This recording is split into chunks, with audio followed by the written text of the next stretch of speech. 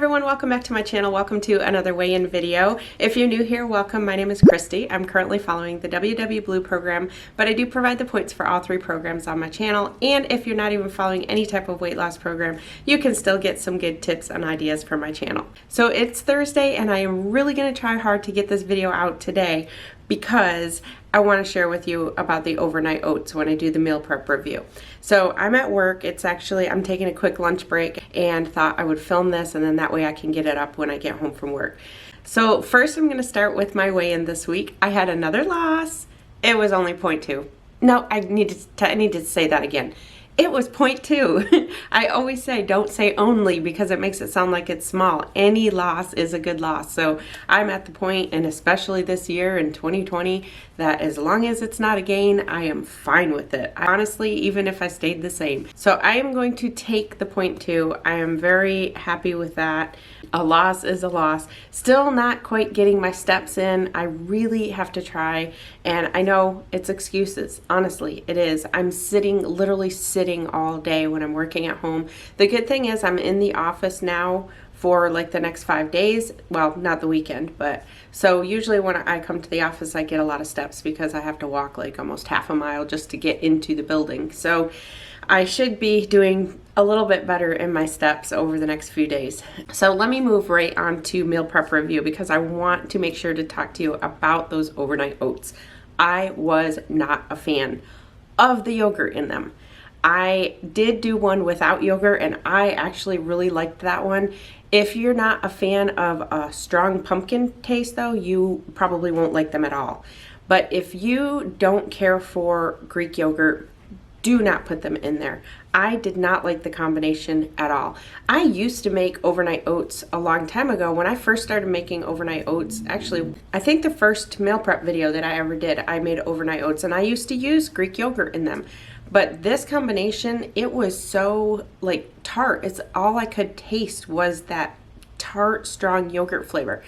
Now, I am not a yogurt lover I like yogurt, but the Greek yogurt, I can't really get used to the taste. Some people say they use it in place of sour cream. I can't do that because I don't care for that actual taste of it. So when I put Greek yogurt in things, it's usually either for 2-ingredient dough or in some overnight oats just to bulk it up and give it a little bit extra protein.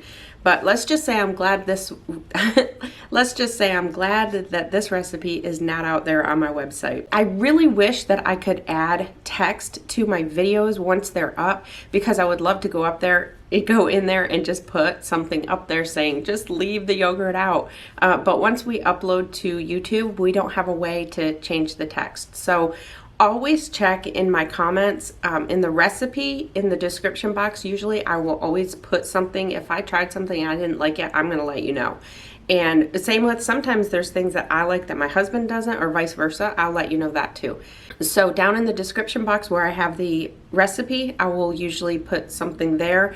And also if it's something that I want to try and catch your attention, I will put a comment in the comment section and I'll pin the comment to the top so that it's always the first comment on there. And that's how I let you know if there's something that I try that I like or don't like.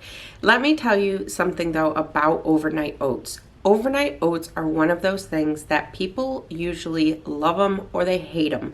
There's so many different variations of overnight oats and so many different ways that you can make them. You really have to play around with them to find out the best flavor for you. What works for you. My chocolate chip peanut butter overnight oats, I've never had anybody say they didn't like those. So I think those ones are pretty good. And then I have other oats out there too. I think the birthday cake overnight oats, those are really good. I have no issues with those ones, but this one just didn't do it for me. So what I would recommend is make one thing of overnight oats and just kind of add things to it as you go and get it to where you like it. So like same with the amount of pumpkin. If you're not real big on pumpkin, you aren't going to like them with all this pumpkin in there. So just you have to kind of play around with the oats. Also, as I mentioned in the video, if you don't use chia seeds, you are definitely going to need to use less milk because like I said, the chia seeds kind of thicken it up. So without those, it's going to be not as thick as it should be. Overnight oats are really supposed to be thick.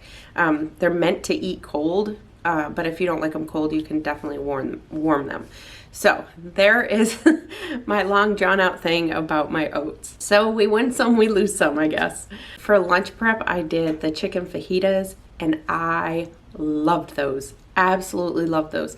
I honestly, the only thing was you couldn't really pick them up and eat them, because I thought of that after I made them that day. I thought, I bet you we're not going to be able to pick them up and eat them. But that's fine. We just used a spoon and ate them. And what I ended up doing that way is I removed one of those little tortillas and saved myself 2 points. So instead of mine being 5 points, it was only 3 points. And that way I was able to add some avocado and some sour cream and not have it be a whole lot of points. But the flavor in that was so good. I ended up using a packet of taco seasoning and 1 packet of fajita seasoning because I didn't have 2 of the fajita seasonings. And honestly, that was really good. I think the next time I'm going to leave it that way and just use 1 of the fajita seasonings and 1 taco seasoning, because that was really good. And then dinners this week, the only dinner kit I did was the turkey skillet one, which I haven't even made that one. I'm planning on making that tonight. We had dinners bumped a night because there was one night that we just weren't hungry. By the time we ate lunch, it was later in the afternoon, so we ended up just having a couple eggs for dinner one night. So dinners got bumped. We did have BLTs last night, and those were so good. And we even added turkey and avocado. I added turkey and avocado to mine. So I'm calling it like a blat. Bacon, lettuce, avocado, turkey, and tomato. So that was really good. And I got thinking, and bacon and the turkey were probably not the best things to have the night before weigh-in, because those have a lot of sodium in them.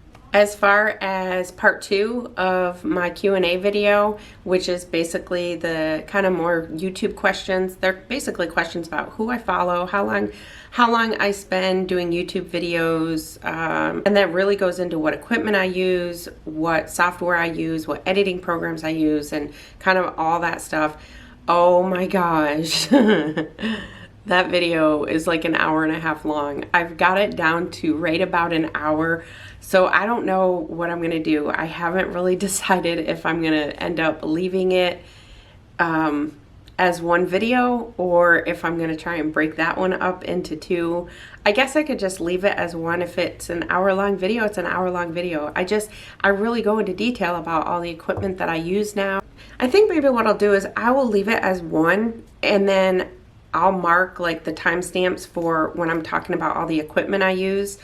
I can maybe mark the timestamps for that. So if you're not interested in the equipment I use, you can skip that. The only people I would think that are interested in that would be people who are interested in starting their own channel. So, but it was one of the questions, and I definitely wanted to answer it. So as always, make sure to let me know in the comments how you all are doing. And if you're new, I'd love for you to share with me your weight loss for the week. But also, it's not just about the number on the scale. You can have what's called NSVs, which are non-scale victories. So if you didn't have a loss on the scale, but you did have non-scale victories, or maybe you had both, please make sure to share those with me. I love hearing those.